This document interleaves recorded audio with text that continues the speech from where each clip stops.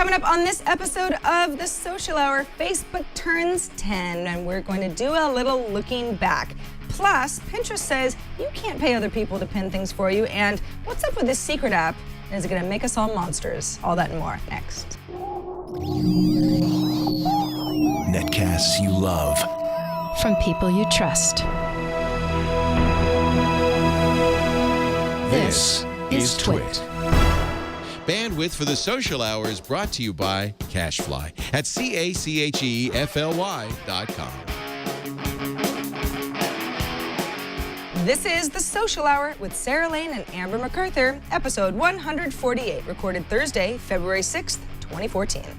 This episode is brought to you by lynda.com to learn what you want when you want with access to over 2,000 high-quality online courses, all for one low monthly price. To try it free for 7 days, visit lynda.com/social hour. That's lynda.com/social hour. And by audible.com. To download a free audiobook of your choice, go to audiblepodcast.com/social hour. And by 99 Designs, the world's largest graphic design marketplace. 99 Designs connects businesses seeking quality, affordable designs with a community of more than 270,000 graphic designers. Visit 99designs.com/social hour to receive a free Power Pack upgrade valued at $99. Hello, everybody. Happy Thursday. For those of you watching live, it is 11 a.m. Pacific, 2 p.m. Eastern Time, and this is another fun-filled episode of The Social Hour. I am Sarah Lane in Petaluma, California. And I'm Amber MacArthur. I'm in Toronto, Ontario, Canada. It's nice to chat with you again, Sarah. The weeks just fly by. It seems like every time I turn around, we're ready to do the show again. I know. It's funny, too. We were so the engineers, Burke and John, before the show, everyone's saying, is it Friday?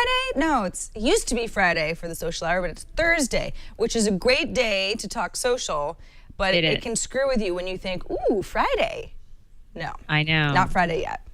We did the show for such a long time on Fridays, but I am a big fan of doing it on Thursday. Definitely feels as though the stories are more fresh, and I think we're more fresh, Sarah. You know? I think so too. Not that there's anything wrong with Friday, but I think Thursday is just a better day for both you and me.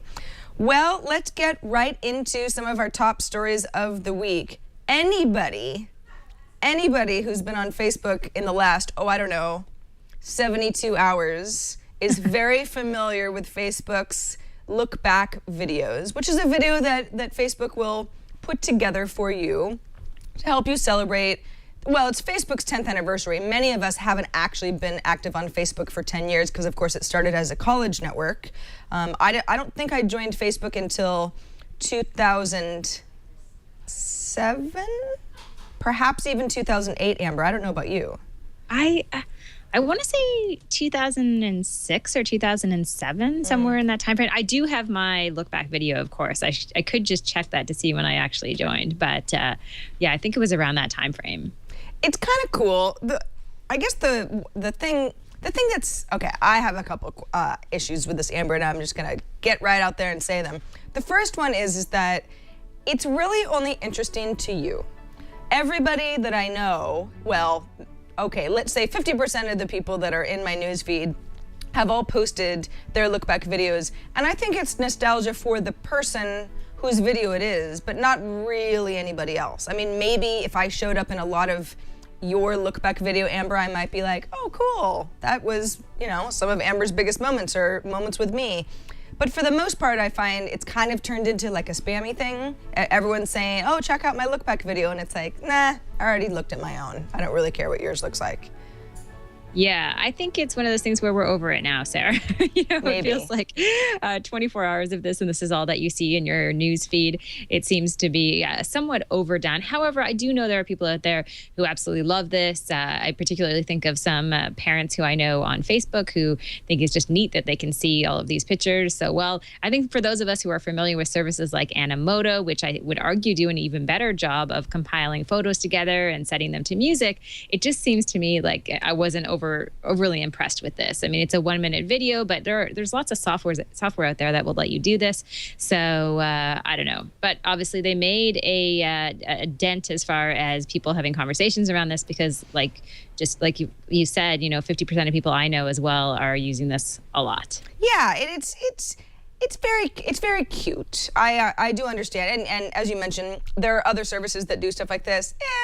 you and I have heard of them or maybe even tried them out. I guess most people haven't, and they're not going to edit together some sort of like a Ken Burns effect type photo collage. So it's sort of adorable, and yes, it's Facebook's way of getting us to promote Facebook because we all want you to watch our videos. Here's my second issue with this, Amber, and this is something that's, I don't know, it's unique to me, but maybe some other people understand the feeling. My look back includes people that, you know, like ex-boyfriends and that sort of thing, where it's like, as soon as I started looking at mine, I was like, yep.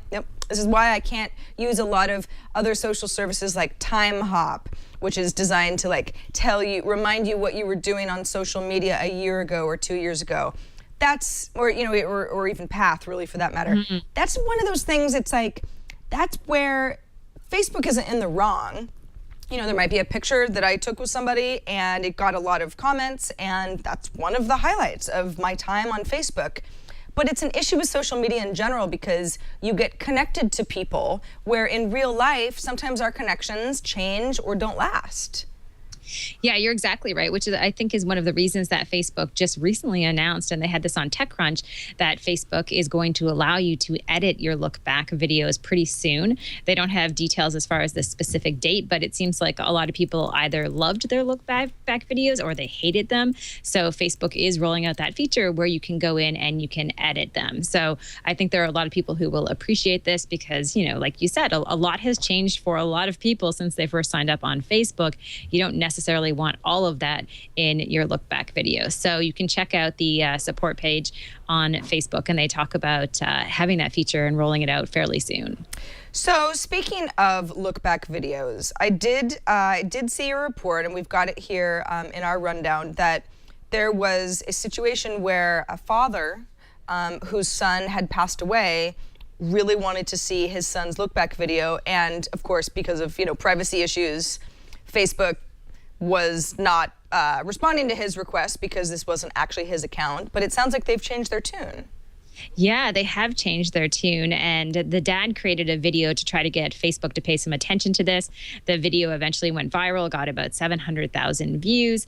I know the dad also tweeted out to Mark Zuckerberg and emailed Facebook, got no answer. And the good news is Facebook did come around and say that, you know what, we're going to do something for you. We're going to allow you to do this. And you're not the only one. There are quite a few people that have family members who have perhaps passed away in the past few years, and they also want to be able to create these look back videos. So it seems like Facebook is doing something to help these people, and this particular dad, I'm sure, will be very happy. I think so. I mean, that is again, it's an exceptional case, but it is something that is not only the right thing to do for Facebook, but also allows the company to say, yeah, we listen to you. There are situations where we can make exceptions, and we do, you know, listen to the public. This is not really related, but there's somebody that I used to work with who passed away recently, and I didn't even really know until after the fact because we weren't really close anymore. And he, for whatever reason, there are so many privacy settings where you can allow anybody to post on your Facebook profile. You can allow just friends. You can allow just certain friends. And he seems to have sort of let anybody who wants to post on his Facebook page. And there has been such an outpouring of old colleagues and friends and people that he knew a long time ago who have kept his Facebook page, this is quite recently, alive, and there are all these photos, and it's like this living, breathing, really positive place. And it's the sort of thing where I went and looked at his profile thinking, oh, this is going to be really sad. And it actually isn't at all. It's like a shrine to him, and it's one of the nicest feelings I've ever had on Facebook. I don't think I've ever felt so sort of warm fuzzy about humanity as I had when I saw this Facebook profile of his. I don't know how long it continues. I'm not exactly really sure how those rules work out, but it was nice. Yeah, you know, it's interesting at the bottom of this USA Today article, they also mentioned that Facebook has come out to say that they're going to look into better ways for people to be able to memorialize people that they've lost. And so they recognize that there probably are a lot of people like you, Sarah, who would go to a page and really have it as a place where you can remember someone. And it seems based on this article that they're going to be rolling out some new features to allow people to do this in an even more significant way. So I think that's a need that Facebook has had for a long time. I mean, they're 10 years old now, right? So a lot happens in people's lives over the course of a decade. And I think they'll have a lot of people who will really appreciate this new feature. Love it or hate it, the fact that Facebook is 10 years old really does say something. The network has changed a lot. Anybody who had a college account back in the day, which I knew about the Facebook back in the early days. I was working down in LA at the time, but it was like something for kids in college, and I was not in college anymore. And so for a while, as many others did, I kind of tossed it aside, like, well, it's just not a tool for me. I'm a little beyond that. And as it's grown and become very ubiquitous with the idea of social networking, you got to give props. That is no small feat to stay around in this world, not only for 10 years, but to get over 1 billion users in that time. Yeah, it's pretty amazing. And also think about the demographics they've been able to attract to Facebook, right? You know, you have 13-year-olds, you have 83-year-olds who love Facebook and depend on it to stay in touch with family and friends. So I think you're totally right from that perspective, that it is a huge success story, because I don't think we've seen any social network in our time that has really been able to attract such a wide audience. And most of them just don't last that long. And I think we're going to see that more and more in the future, that maybe they have a lifespan of just a couple of years, but to make it to 10 is a pretty big deal. It really is. Well, a company that is not quite 10 years old, but still hanging in there is Twitter.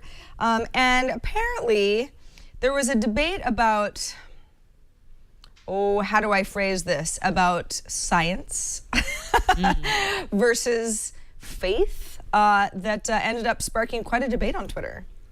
Yeah, it was interesting. Just took place a couple of nights ago, and I first found out about it because I saw so many people using the creation debate hashtag talking about Bill Nye the Science Guy, who I absolutely love.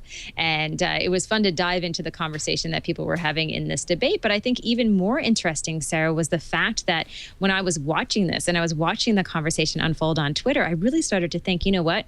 People talk all the time about the future of television. And to me, this felt like this is it, you know, a debate with two interesting people. It's live online. I saw as many as 3 million people had been involved in watching the video. I know it had, in the hundreds of thousands of views as far as people watching live. So it was a real success in terms of demonstrating that people would watch online television and participate in such a significant way through Twitter, and also memes that were created too. I don't know if you've seen any of them. I mean, there were animated GIFs. There were funny tweets, and it really kind of ran the gamut. I know there are definitely friends of mine who are heavily in the science community and very vocal about that, who were not necessarily even on one side or the other. They were just welcoming the fact that this was such, not just a lively debate, but something that really matters to people for the most part. You might be somewhere in the middle, but this tends to be one of those subjects where somebody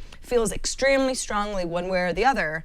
And, I don't want to speak for the science community as a whole, but I know that for many people who are not only active in science, but are hoping to get kids more involved in science, say that just the mere discussion, having a debate, asking these questions is good for science as a whole, because it gets us talking about what the possibilities are and having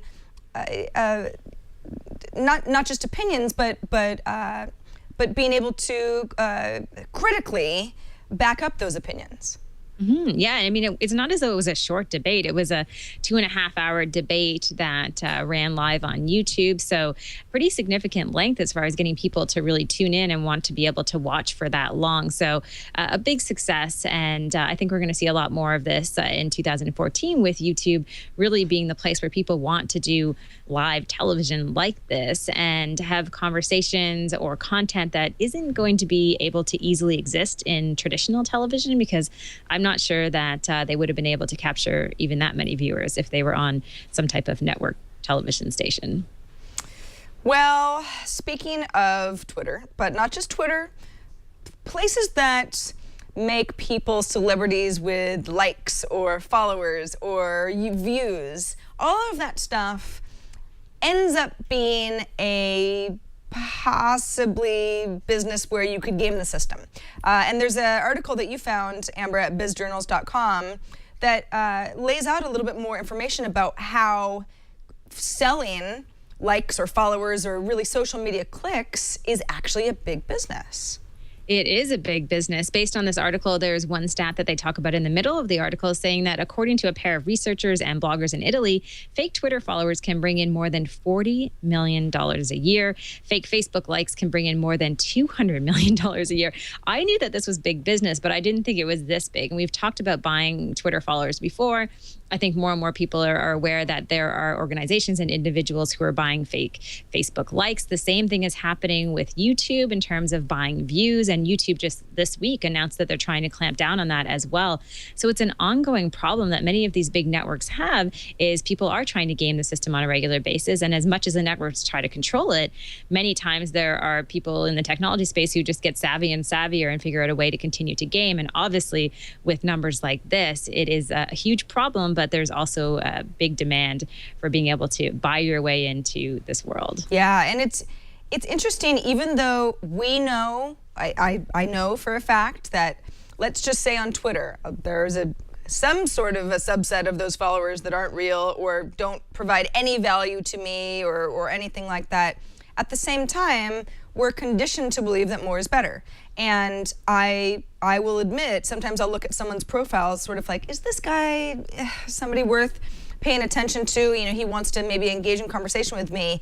And you see a high follower count, and I have to remind myself, hold on, let's do a little bit more research, because if he has over 100,000 followers, that doesn't necessarily mean anything. It should mean something, but it doesn't, because again, if you're smart and savvy enough about how social media works, it's a little bit of a smoke and mirrors type of a project, and being able to read the tea leaves is a whole other skill. That goes for Facebook as well. I actually, Amber, wasn't aware, even though I understand that there's a lot of spam on Facebook, I wasn't aware that there was so much of a gaming of Facebook likes, but apparently it's alive and well, just as it would be anywhere else. Yeah, you're exactly right. I mean, I've been familiar with this in terms of Twitter, but like you didn't suspect that it was such a big problem on Facebook. I also think on YouTube, you know, it's a big problem there, but I wasn't as aware of that as well. And I think those places are even more difficult to figure out if those are real, authentic likes or views. Whereas on Twitter, I think you can see from a person's engagement, you get a sense of, oh, is this real or not? How many people do they follow? How much do they interact? But as far as views and likes, it seems like a more difficult game in terms of figuring out if those are fake, in fact. So I don't know. I think we're going to see a lot more of this. And in fact, the next article we have in the rundown is about people who are paying people to pin items and share content on Pinterest. So Pinterest is also a place where this is happening too. So as I understand it, Pinterest basically says you can't do that. You can't outsource your Pinterest identity. Is that correct? I think, or companies can't pay people to pin stuff for them. I think that's part of the policy change as well, as far as I understand it. And the weird thing here, though, is they've just basically changed the language in the acceptable use policy. They just did this last week. So according to this article on Mashable, they are really condemning users who pay others to follow them or repin their images. Mm-hmm. So yeah, you can't buy new followers or shares. So I didn't think this was an issue, but apparently even on Pinterest, people aren't necessarily playing nice either. Well, yeah, because the whole idea is that it's supposed to be authentic. And on one hand, you might be like, well, if I'm a business and I'm selling a pillow, and yeah, I'm paying people to like pretend like they love this pillow in the hopes of making more sales. That's, you think, of course, Pinterest doesn't want that sort of thing, because then it turns into a, who do you trust? Can you believe that a pin is really a pin? But if you're an individual who's like, well, this is part of my personal brand, let me pay somebody to keep some sort of a Pinterest identity alive for me, a little bit more of a gray area, and maybe Pinterest is really not trying to enforce this because of the latter. It's more about businesses using Pinterest as just a place to advertise without paying Pinterest.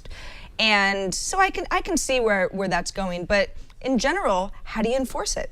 You probably, Yeah. it's like a whack-a-mole type of a thing. You can find out that there's some shady activity and delete or ban accounts one by one, but it seems hard to enforce.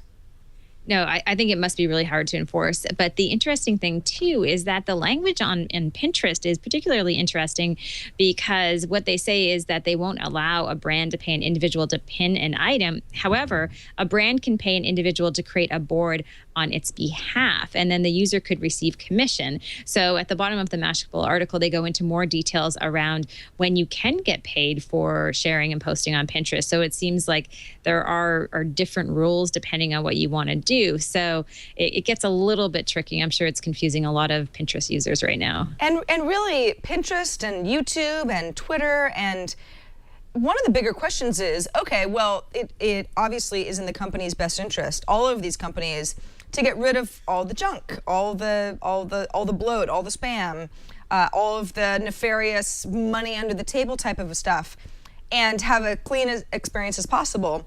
But these are all companies that depend on advertising to make money. Some of this advertising is still being worked out. But in the case of Pinterest wants advertisers to take Pinterest seriously. And especially when you're such a new company like Pinterest that's had such crazy growth over the last couple of years, but didn't exist. It certainly didn't exist when we were all getting used to Twitter. When there's enough of a sort of factoring in that 10% of the stuff is all junk anyway, well, that makes advertisers confused, and that makes advertisers want to go somewhere else where there's more of a proven model. And I think that all of these social networks kind of have that same issue of you want everything, you want a number to really mean a number. You don't want it to be thought of as maybe just some inflated nothing. But that affects advertising, which then affects the company if for some reason they have figured out how to get rid of all the bad guys. Yeah, I know. Because the numbers then seem smaller. I know. I don't think it's an easy task for them to have to try to figure this out, especially if you have so many people trying to game it so often. So it's a difficult place to be in some ways. We always rave about all of these analytics that we have for all these different social networks, but when they're so easily swayed, it just makes you not believe at the end of the day that they are, like you say, even legitimate at all. So it changes the game entirely. But that's why we're here, Sarah, because we can help people figure this out. That's exactly right. We do our best. We learn as you learn, and we all are a little bit better for it. Speaking of getting better, we should take a moment to thank lynda.com for sponsoring this episode of The Social Hour. It's a great way to get better at all sorts of stuff. If you're interested in you want to learn a new program, you want to learn a new skill, you want to have, there might be tools that are available to you and you just don't know how to use them. How about some video tutorials at lynda.com? That's LYNDA.com. These are easy to follow video tutorials where you can learn at your own pace, on your own terms, from experts, from people who really know what they're talking about in a variety of categories. With a lynda.com subscription, you as a member receive unlimited access to thousands, not hundreds, but thousands of these online video courses, and they cover all sorts of stuff: software, creative, business skills. In fact, we actually got a really nice email from Janita, who said she had heard about lynda.com from the Social Hour, and she said she wanted to put together more of a social media presence for business purposes. She said she subscribed to Lynda, and she ended up watching the tutorials up and running with Pinterest, up and running with Facebook, Facebook for Business, sharing photos on Instagram, and then said that she even was delving into some of the content strategy and marketing courses. So what a perfect way to, again, get up and running in a variety of places that you might think, I want this to be part of my next job. I want this to help me grow my career. And I can do this with Lynda. You can improve your skills, learn new software, keep up with technology. Some new courses too. See if any of these strike your fancy. Google Analytic tips, Google AdWords essential training, web motion for beginners. I would love that. Becoming a triple threat project manager. Sounds good to me. Yeah, over 2,000 courses and stuff's getting added daily. So you can always find a new course for you at lynda.com. Curated course content as well. Each lynda.com course is structured so you as a user can learn from start to finish. Again, you work on your own schedule, but you can watch from your desktop, your tablet, your mobile device. You can start when you're commuting on the train and pick up at home when you've got time after you make dinner. It's all very, very convenient because it's all on demand, and that's how you learn at your own pace, on your own schedule, and you don't really feel this fake pressure to get through a class all in one fell swoop. So, if you'd like to learn something new in 2014 with lynda.com, it's only $25 a month for access to the whole library. $37.50 a month. You can subscribe to the premium plan that gives you some extra goodies. You can follow along with the instructor's project with exercise files, using the same assets as your instructor. Just kind of feel like you've got even more of that sort of back catalog of what you'll be learning. A free 7-day trial, though, is our gift to you. Visit lynda.com/social hour. And that's the whole library. That's not a tiny little piece of the library. That's the whole library. Over 2,000 courses, free for 7 days. Take advantage of it. Learn some new stuff for free. We've also created a playlist with some suggested courses to get you started if you're like, this sounds fun, but I don't know what I want. lynda.com/social hour. And thanks to Lynda, as always, for sponsoring our show.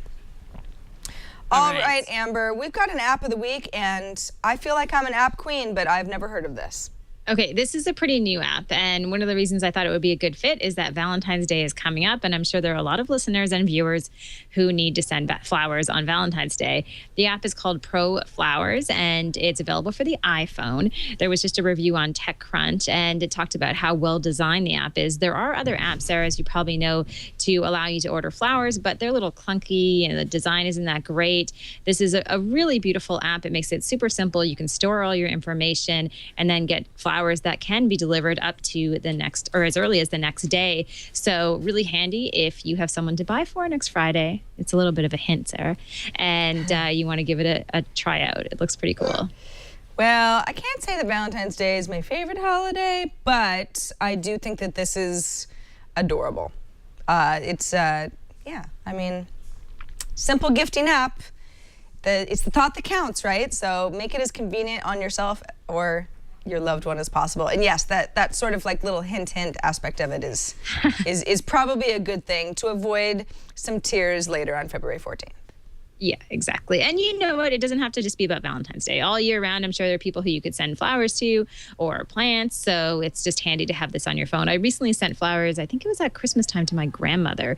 And for some reason, I remember it being a cumbersome process. I was calling the florist, and I don't know, it just wasn't that easy. But if I could go into an app and look at all the pretty pictures and order from there, I think it would have been a much better process for me. I love this. Because flowers are, I don't know, maybe you're allergic to flowers, but for the most part, I'm going to say it's universally a really great thing to get from somebody, right? Everybody loves flowers. I moved recently, and a friend brought me over a little bouquet of flowers, and I was like, it just cheered up the whole place. So, nice. Yes, ProFlowers, make it easy on yourself. And in fact, I was just having this issue the other day, Amber, because I was, holding my phone and thinking, there's got to be some solution. A friend of mine, I was going to send her flowers just sort of as a thank you. There's got to be a way that I can do this really easily. And I thought, do I have a TaskRabbit? Like, go get flowers? And then, it was like, I knew I was not thinking of the most obvious solution. So something like ProFlowers, have that on my phone, and I never have to think about it again. All right. Well, now for our social tip, something you may have to think about is if you have children at home, or maybe you're having a child, what do you do about usernames on certain social media sites in terms of the child's name? Now, this article that I posted in the rundown, this is more about how to manage social media in kids, but one of the experts within the article, she mentioned something that I haven't heard a lot of people do, which is to actually go and reserve usernames on social media sites. If you have a child, to reserve it in their name, and maybe you even want to buy a URL, for instance. Maybe, for example, you want to keep that as kind of a gift to your child so that they can have their URL online, and their Twitter name, if Twitter's still going to be around when they get old enough to use it, or even the same thing on Facebook. Neat idea. How early do you feel is appropriate for this sort of thing? I mean, I kind of liken it to people who like get on preschool wait lists before they've even had the baby. This happens in certain cities. You might think that's the craziest thing you've ever heard of, but it really does in certain cities. But I mean, if you've got like, if you know for a fact that if and when you have a child, your son or daughter will definitely have this name. Is it okay then to reserve a username, or do you have to already be a parent? I think you can do it pretty early. I think when we had Connor, I believe that we did buy a domain name for him literally before he was born. I know that may seem a little intense. I think we did the same thing with Twitter, although I have to tell you that I do not remember his username and password for that.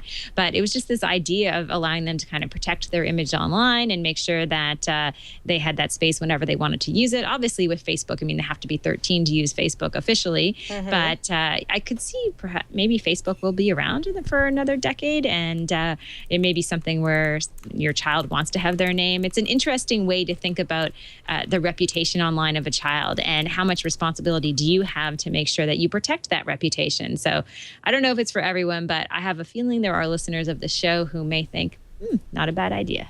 Yeah, I think a username, really, I mean, it used to be, well, if you've got a name, you make sure that you buy your own domain before somebody else with your name does that. So I've got saralane.com, and it really is, it's funny, it's too bad that Squarespace isn't a sponsor this week, because I had a great experience with Squarespace support recently, because I was changing the design of my domain, and I got through some DNS issues with their help. But it's one of those things where I've got my domain. It's live. There's stuff there, but it has decreased in its relevance to me, because I don't think people so much are going to some sort of a landing page for me. It's like they're trying to figure out where I might be on social networks, and so by the time a lot of people who are in their 20s and 30s now are having children, the username might be the place. Maybe people won't care about vanity URLs anymore. Who knows, right? So I guess you can grab them up. Although I guess with Twitter, you can only grab up so many names if they're inactive for a certain amount of time. I know Twitter can take back those usernames, so that's something to think about.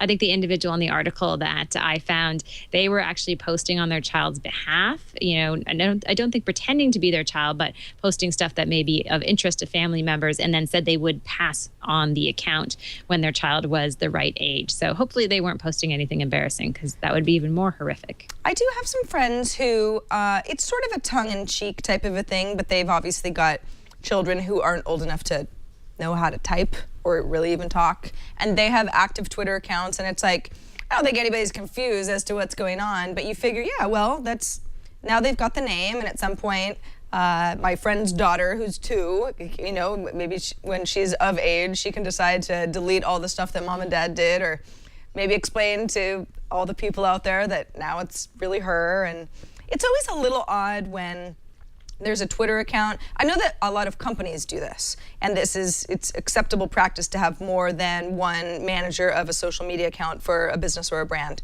But you know, like Barack Obama is a good example. President Barack Obama, obviously president of the US. I just felt like I needed to say that. He doesn't always post on his official Twitter account, but you know it's him because there'll be a little BO, which are his initials at the end, just to make sure that you kind of know when it's like a special, oh, the president actually tweeted this time. And that's always a little weird to me. It's like, can't we figure out how to make sure that the person who's represented by this Twitter account is actually just that person? I don't really want to have to think about it. Although in saying that, I know BlackBerry, for example, they have an account on Twitter. I think it's at BlackBerry Helps. And I do like what they do, because they have all of their customer service people, at least they did at one point. They have their photos listed on the right-hand side of the screen, and then they have the initials that those people are tweeting as. So that becomes interesting from a customer service standpoint if you want to personalize the experience somewhat. I don't mind that so much. But I think you're right. When you're an individual, you would expect that the individual is tweeting. But for companies, I think there are interesting ways you can use, just sign off with a quick little, you know, two letters, and that's it. Yeah. This actually reminds me now, just because we're talking about brands on Twitter, I had an issue with my Sonos music audio system, because I moved recently, and I don't know, I couldn't recreate anything. There was one of my speakers wasn't working, and I was out of ideas. And on the Sonos website, they suggest, calling between certain hours of the day. I think this was on a Sunday. Nobody was going to pick up the phone, and they said, or I think it was Sonos Support was the Twitter account. It was like, just tweet us at Sonos Support. And I thought, well, I'd kind of like to get this resolved. Let's just give it a go. And I thought that was kind of interesting because, especially when it comes to technical support problems, and a lot of companies do this, they want to be available to you through other means. Yeah, Sonos Support Team, there you go.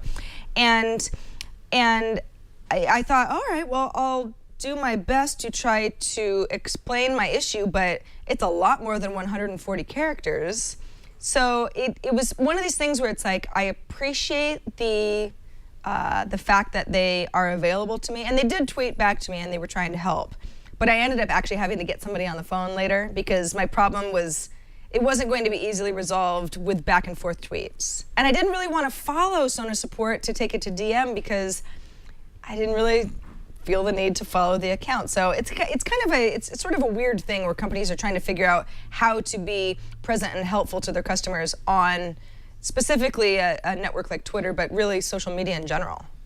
I think it's a little bit of a clunky experience right now, but I know TELUS in Canada, for example, they're one of the big telcos. I just complained to them recently about something and they suggested I follow them back. And then I had to go to a form where I had to authorize them as far as putting my complaint into kind of a longer message. So they had this kind of intermediary process between just sending them a DM message where I went and authorized them to help me out and gave them my official account number. So it was like this website in the middle of that process. And I could see that being something in customer service that would be more helpful. You take it, offline from the DM into, a third-party app that could just simply be like a live chat, right? That makes more sense to me than just sending Twitter messages. Yeah, I think so too. I think you so can too. invent that, Sarah. We're looking to get rich, right? Oh yeah, I would love to get rich. Let's do that. Yeah, a support area that's based on social media, but is not constrained by social media. Like a little Twitter app that lives behind, so you go into the next level of customer support. There's probably is something. Well, all right. Let's, now that we're talking about social media, and I have to be really careful with this one because I don't want to accidentally show anything I'm not supposed to show, but Amber, a couple days ago on i5, actually it was yesterday, when i5 came out, I talked about an app called Secret, which is similar to an app called Whisper, which is about anonymously confessing stuff or saying things that you wouldn't say with your own username on something like Twitter. The idea is to feel free enough to be able to have more self-expression. Now, what's interesting about Secret, and the reason I thought we should talk about it today, is it's not just anonymously posting your deepest, darkest secrets, but what it does is it connects to your phone, because you have to tell the app your phone number, and it also will validate your email address, so that it connects to your contact list. So it will say, if somebody posts something, there are no names, just little avatars, so you can tell sort of who the original poster is and anybody who comments on anything. But you can tell, like this here is somebody who lives in Kansas. Well, off the top of my head, I don't know anybody who lives in Kansas, but that's a friend of mine because it's pulling from my contact list. Now, your contact list might be like just friends and family, so Secret might be like, you could almost figure out who that was pretty easily. I have a crazy contact list. I mean, this is like people that I might have responded to on Gmail once a long time ago, so my contact list is not necessarily that tight-knit a group of friends. But, all right, so this is a little something here that somebody posted. A friend is somebody that knows your secrets and still loves you. I'm really trying to stay away from the scandalous stuff, by the way, because I don't feel that would be fair to show some of this stuff, but you can imagine that some of it does get pretty juicy. Now, this is more of just a little bit, it's almost like an inspirational message, right? This is coming from California. Now, if it was somebody that was a direct friend of mine, it would say friend here. And there's one comment, so you can say, somebody wrote, I love you. Okay, that's fine. Public comments are disabled, by the way, and that's an original poster's prerogative. And it got 86 likes. So this is the sort of thing where, well, maybe you don't have anything to say about that, but you think, that's a nice message. Now, I don't know who would write that and feel uncomfortable attributing it to themselves, because it's not really all that scandalous. But they do get scandalous, Amber, and it's weird because, for example, this morning, the post ended up getting deleted. I don't know how long it was live, but there was something about somebody that I know specifically, and it wasn't nice. And then it becomes like is this like a burn book type of a thing? That we've seen so many of these issues with networks like Formspring, and there was the other Ask.fm, mm-hmm. which ends up sometimes becoming a vehicle for bullying, or at the very least really hurt feelings. And you think, gosh, social networking really shouldn't be about that. But at the same time, this sort of freedom to be anonymous doesn't necessarily mean that you have to be mean and awful. So what do you think about a service like this?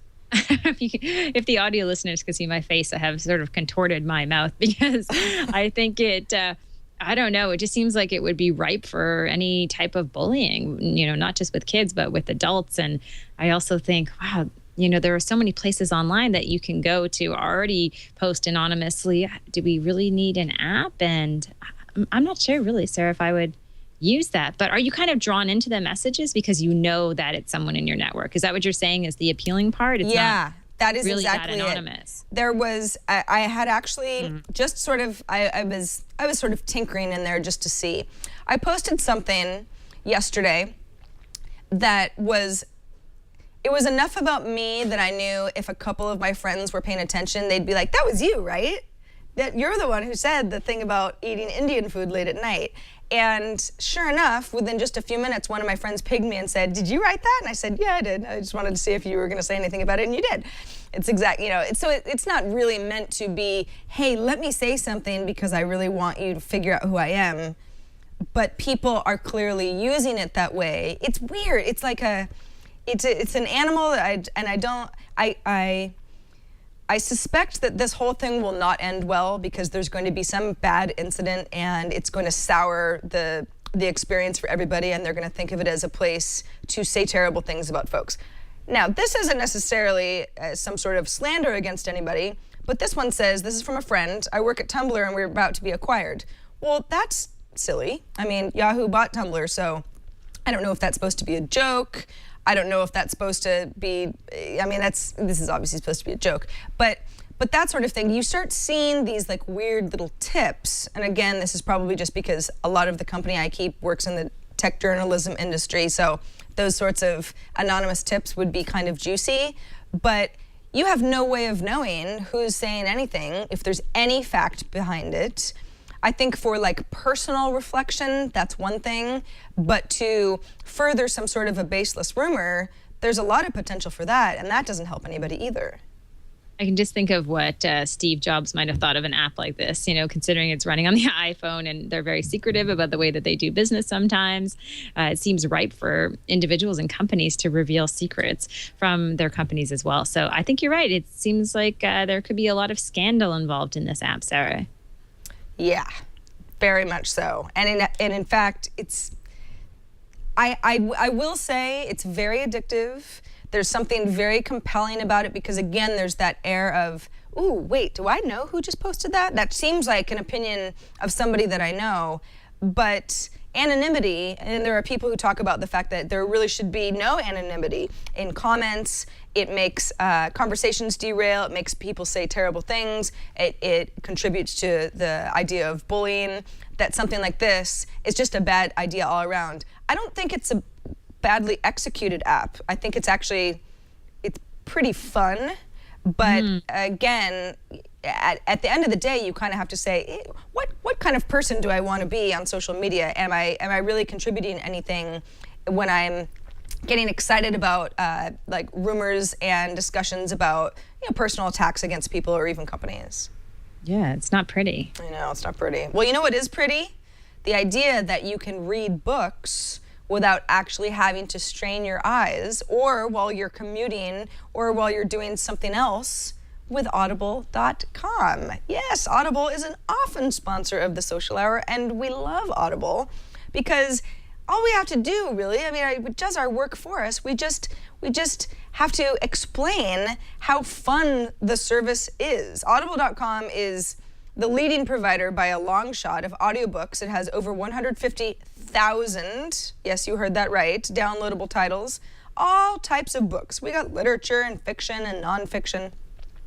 And it's neat because you've got these books that are read to you. You, of course, can be, you could be on a run, holding your smartphone or listening at your computer, on your tablet. Audible is nice that way, where you can pick up where you left off. We can't all necessarily read a book all in one sitting, but it's nice because it will tell you, oh, if you're going to read this particular book, this is how many hours you need to devote to that book. It can be great on a long flight. You can actually use a book to sort of close your eyes and let your imagination run wild and have the book read to you audibly. Amber, you had a kind of cool pick this week, a book called Contagious: Why Things Catch On. What is that book about? Yeah, I'm speaking at a conference in a few days, and the author of this book is also speaking there. So I thought it would be a perfect read. I need to buy this book, but maybe I should just listen to it on Audible. And it's all about why online content goes viral. It talks also about word of mouth. So I know people who listen to the show who are into the social media space. It seems like this would be the perfect thing to listen to on Audible. It's almost a 7-hour, it's almost 7 hours long, which is pretty lengthy. But the interesting thing is the author, Jonah, he is a professor. And so a lot of the research that he's done has gone into this book, and they talk about that research as well. So really a great listen for anyone out there in the social media marketing world. Absolutely love it. And it's a fascinating topic because sometimes it's inexplicable, right? Things catch on, yeah. And that's sort of the fascinating part about going viral is it doesn't always make sense. There's not a proven formula, and Jonah Berger obviously has hit on something that's really interesting to a lot of people. And it's perfect for us. Yeah, he definitely has. I just looked up one of his talks because, like I said, he will be speaking at the same conference. And he has a couple of talks on YouTube if you also want to check him out there, too. Very cool. Also cool is that if you are a viewer or listener of the Social Hour, Audible will give you a free audiobook of your choice to try out their service. Maybe you're like, I've never got on the Audible train. Well, now's the time. You can pick a book, you can download it, and at the end of your trial, you get to keep that book. You don't have to it's a downloadable book. So once it's yours, and you can listen to it as many times as you like. If you would like to download this audiobook for free, it's very easy to do so. audiblepodcast.com/social hours, the URL to go to. You sign up for a free trial, you get your book. Very easy. Don't worry about being on the hook for anything. You can cancel at any time, but we think that you'll like it. So try and get your free book right now or after the show's over. audiblepodcast.com/social hour. And we thank Audible for their support of our show. All right, Amber, we got an email. This one comes from Randy, and this was, he lives in San Jose, California, right in my neck of the woods. It says, on episode 141, so this is a few weeks ago of the Social Hour, you mentioned not understanding how an app like the native stock app made the list of top apps. We were talking about top apps on iOS and how the stock app didn't really make a whole lot of sense to us. Yeah, I remember that. Randy says, considering all of the gainfully employed smartphone users who lost their traditional company-funded retirement packages in favor of employee-sponsored or company-matched 401k retirement packages, I use the stock app to track all of the stocks within my 401k account because, like many U.S.-based employees with employee-sponsored or company-matched retirement packages, the employee is responsible for managing that account. This almost always includes choosing which stocks or funds to invest in. As you know, the value of a stock can change by the second. So keeping your eye on your 401k stock choices with a smartphone stock app is pretty smart. I guess you have a really good point there, Randy, and maybe that just goes to show that I should be paying more attention to my own 401k plan.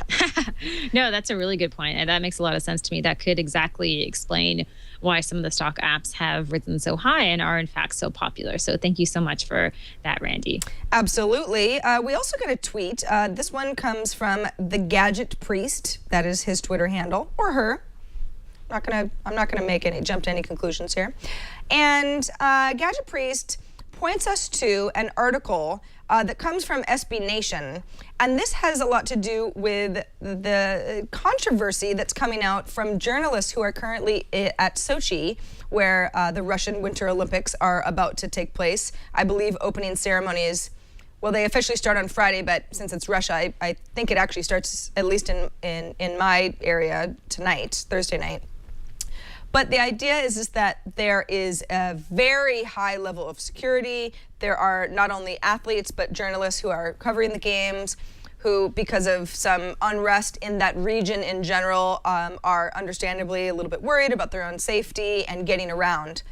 And SB Nation quotes Dmitry Kozak, who's the deputy prime minister responsible for these Olympic preparations, who said, this was in response to the idea that some Western visitors are deliberately trying to sabotage Sochi's big debut out of bias against Russia.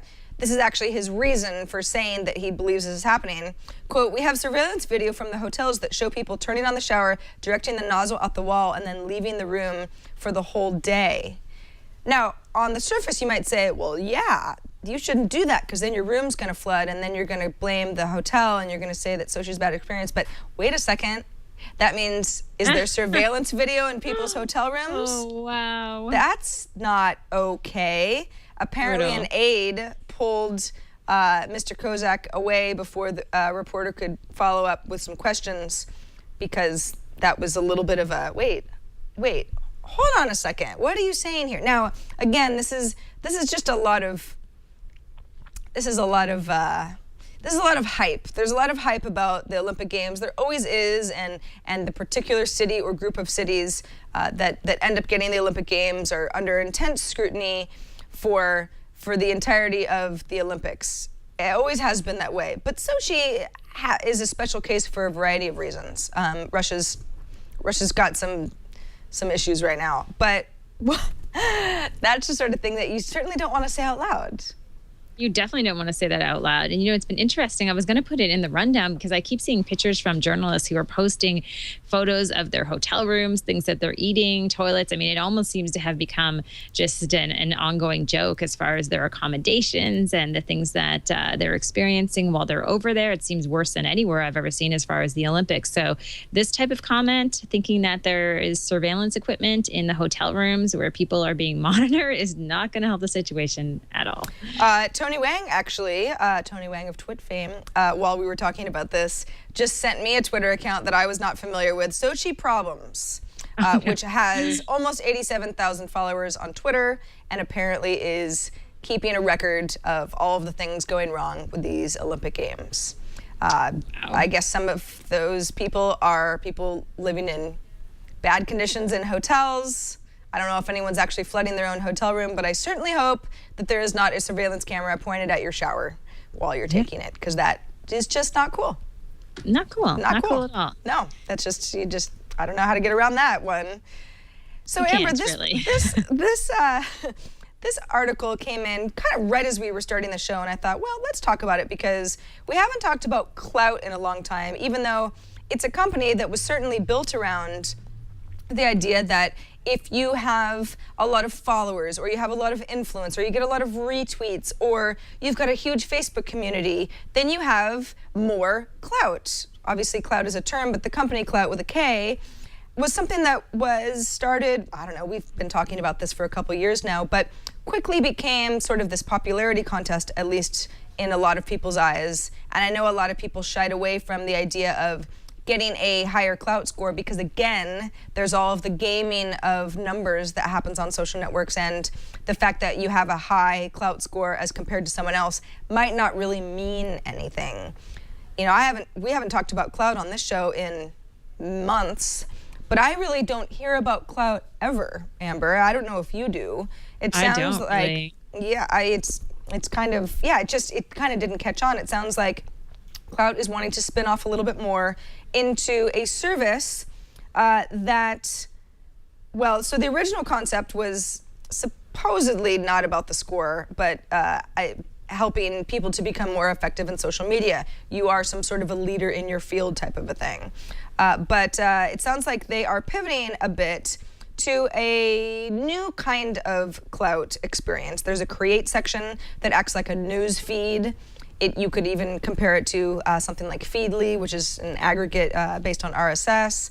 At the top of the page of your Clout profile, it still tells you what you're influential in, that's gathered through your connected networks. You can add your aspirational topics. That doesn't actually sound that crazy, but I guess the new purpose of the news feed is to not just keep you up on the news, but help you to inspire original content based on what category you fit into. Maybe it's technology, social media, the company that you work for, that sort of a thing. So recommended content for you reminds me, Amber, at least on the surface, of what LinkedIn has been doing lately, where depending on who your friend network is and your interests and where you've worked in the past and maybe some of your areas of expertise, you have a personalized news feed as well that has a lot more to do with your line of work and your career than just you, the individual who happens to like whatever you like outside of work. I think one of the interesting things about this move with Clout is that it is more also about creating content or sharing content that's been put out there. I think you're right. LinkedIn does that already. It recommends content that's specific to you or your industry. But I do think that Clout is onto something. I'm not sure that they're the ones who are going to master this, but I do think there is a need for some type of service, almost like a dashboard that not only allows you to post to multiple social media sites, but also helps with the discovery process of finding content that's relevant to your community. And it seems like they're going to do some neat things in terms of helping you identify if people in your network have seen this content. They have these different categories like on the rise, crowd pleaser, hidden gem, hot off the press, so content that was recently published by a trusted source. And I think there might be a demand for something like this. Like I said, I'm not sure that Clout is going to be the ones to really rise to the top, but I could see something like this being useful for people who are trying to find stuff to post, to figure out if it's working for them, if their community is growing. It's difficult because there's just so much content out there. Yeah, I will give Clout a try. I certainly don't want to. I've got all these tweets coming in about the app secret, and I'm trying to not pay too much attention to them while we're talking about Clout. Oh boy. Yeah, this is what the problem with having your phone next to you that's buzzing every 2 seconds. But yes, I never hated the idea of Clout. I actually think it's kind of interesting. It's like, okay, well, let's put some sort of a value on what you offer to this online world. If you spend so much of your time trying to not just further your brand, but make actual real connections with people, it can feel good for Clout to say, oh, you are an expert in this particular arena. But it never really went far enough, or maybe it went too far in the idea of quantifying people, which nobody really likes to feel that way, unless of course you have the highest number of anyone that you know. So yeah, I'll give Clout another try, and we can maybe follow up next week and see how we both feel about the new direction. Yeah, I'm going to give it a try too. I'm interested in this. Good. Yes. Clout with a K. We will be back. We will be back. We'd love hearing from all of you. We love when you send us ideas about content that you'd like us to cover, or you've got feedback about something that we've already covered. Of course, if you ever miss anything that we've talked about and think, by the way, that Clout article that was written up in the Next Web has all sorts of kind of great screenshots that break down exactly what is different that we don't have time to talk about on this episode. But we certainly have the link in there too. twit.tv/TSH is our website where you can not only follow up on everything we've talked about, but all of our videos and our subscribe links and everything is there. And if you want to contribute to the show in the future, there are many ways that you can get a hold of Amber and me. Of course, we're doing our best to monitor all of the tweets that come in, not just during the show, but during the week between shows. You can also email us at thesocialhour@twit.tv. You can leave us a voicemail if you're feeling brave at 2626-SOCIAL. You don't have to feel brave, just keep it to 30 seconds or less. You can record a video, upload it somewhere, send us the link. But the point is, we want you all to have a voice on the show because it is social, and that is what we're all about. All right, Amber, I really like the idea of what you've got going on for Rad or Fad, which we'll get to in just a second. All right. Because the word iPad is in there, but I'm not going to make any judgments. I will wait patiently. But while we do, let's thank 99 Designs. They are our third sponsor of this episode of the Social Hour. And 99 Designs is great because Amber and I often joke about our next big money-making project. Like, Amber and I want to be billionaires. We don't want to keep talking about the billionaires. We want to be the billionaires. So what are we going to do? Well, maybe our future is in an amazing app that's a lot better than Secret, the app. Well, I don't have any design skills. Amber does, but she's extremely busy. She's always at some sort of a speaking engagement. She has like a million jobs. Well, what do? What if we were to use 99 Designs to find the perfect graphic designer to build that app for us? We've already got the idea. We just need somebody to make it a reality and make it look awesome. Now, it doesn't have to be about apps, by the way. It can be any sort of design. It could be a t-shirt design or a business card design or something for your website or a banner ad or anything like that. But apps, they're pretty hot right now. What you do is you go to 99designs.com and you explain the design that you're looking for. At that point, designers from around the world, they've got designers all over the globe, will start submitting designs to you and then you can give them feedback. Within a week, you pick your favorite design and then you're the owner of that design, you're happy with it, and then you're on your way. So 99 Designs gives you all this variety that you can choose from. So you're bound to get really not just the best design, but sometimes if you see a design that you like, you say, I don't know, that seems great. But when you've got 10 designs to choose from, you go, oh, that number 7, that's really the design that I didn't even know I wanted. I didn't even know how to articulate, because these designers, they know what they're doing. Over 270,000 designers are at your fingertips. They really are worldwide, and they'll give you some great designs. You can boost your brand's visibility. You can drive more traffic. Good design, it can't emphasize enough how important that is. If you go to 99designs.com/social hour, you get a little something for free. It's a power pack of services that's valued at $99. It gives you more designer time and attention. You get featured with 99 Designs in their marketplace, so more people see you and know about your quest for good design. You get more designs that way. So it's really something to take advantage of. 99 Designs, a $99 power pack of services, completely free. Do go there, and we do thank 99 Designs for the support of the Social Hour. All right, Amber, Rad or Fad? It's iPad related, so I'm already interested. It is iPad related. This is an article I read on shinyshiny.tv, although it is a rumor that is taking place all over the internet.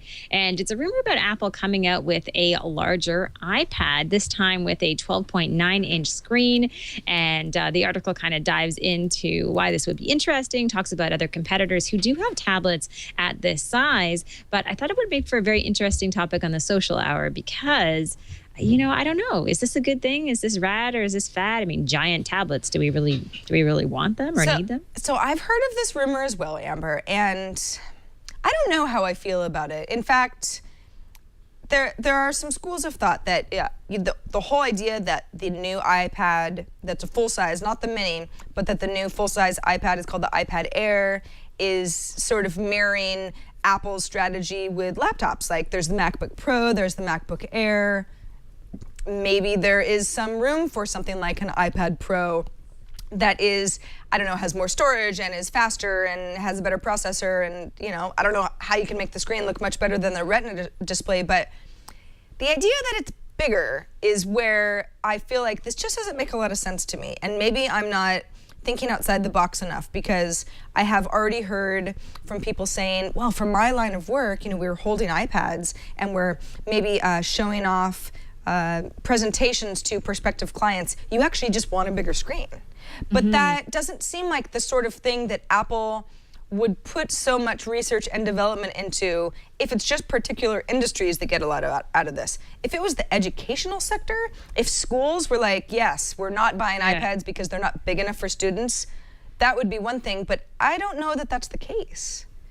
Yeah, I don't know. You know, I think it would be interesting maybe if they had a kickstand or something attached to it so it almost became like a second screen or TV, I should say, in many ways. But otherwise, I think it would just be too large. I'm not sure they really need to make it any bigger. But I don't know. I think it's a bit of a fad because some tablet makers have gone this direction. And I think the current size of the iPad is actually just fine how it is today. So I don't think I would necessarily buy this. No, it seems like I don't know. I mean, I'm not going to say, hey, this is a rumor. There's absolutely no fact.